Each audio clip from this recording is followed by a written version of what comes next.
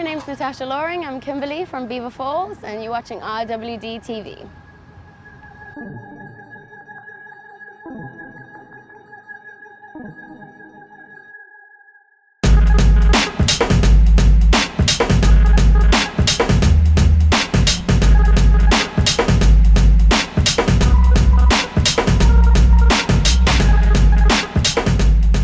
I was born in South Africa. My dad's actually from Guernsey in the Channel Islands, so a bit of a mix, but from South Africa and in Cape Town, and we were shooting just outside of Cape Town in Stellenbosch, which, as I was telling you, is wine country in Cape Town, which is beautiful and sunny and green and lots of wine and grapes and cheese and amazing things, and of course we were working as well. Yeah, working.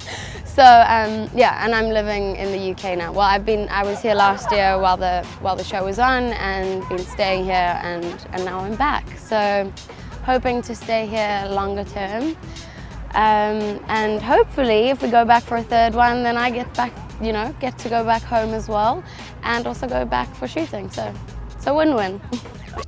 It's about these three English guys that want to enjoy the last summer that they can have before working. So they've just graduated, and before working in seriousness and everything. So they decide to go on the ultimate, American dream holiday. So they go on an American summer camp. So the story is about the three guys and the people that they meet and the kids that they have to look after, which, obviously is like the worst group of kids to look after. They were stuck with them. And just a bit about the cultural differences between the Americans and the English. And although the show is quite American in its style, quite glossy and colourful, and you got that typical American feel to it, I think it's all very injected with very English humour, which why I think it's done so well over here, and people enjoy it because it's kind of that clash of cultures and the mix of humour, which is good. A certain someone for doing long distance at the time and chatting over New Year's, saying, it was rubbish that we were apart for the New Year's, and they said, well, maybe if I get a flight, I should just come over and visit for 2 weeks, and he did. So we got to spend New Year's together. I was actually, when we were shooting one scene, I had to do it with Barry, and I don't know if I can tell you exactly what Kimberley's flirting with him about or what she's saying, but she's saying something pretty suggestive to him. So she's meant to be all flirty and walk off and smooth and a little bit of wink, and I walked off and walked into a tree. I'd say I'm maybe more clumsy than ditzy. I probably sound a bit ditzy, but yeah, more clumsy than ditzy. I think Kimberley's a lot more like, few words. She kind of says her word and then she's done, She says what she needs to, she's confident, she throws it out there. Me, I can't stop talking.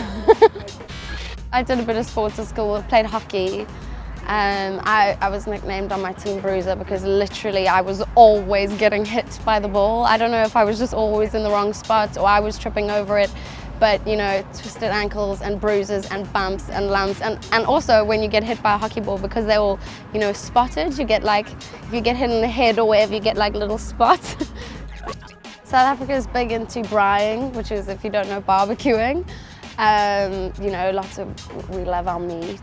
And everyone gets together to watch the rugby. I personally am not a rugby fan. Oh no. Don't tell the South Africans back at home.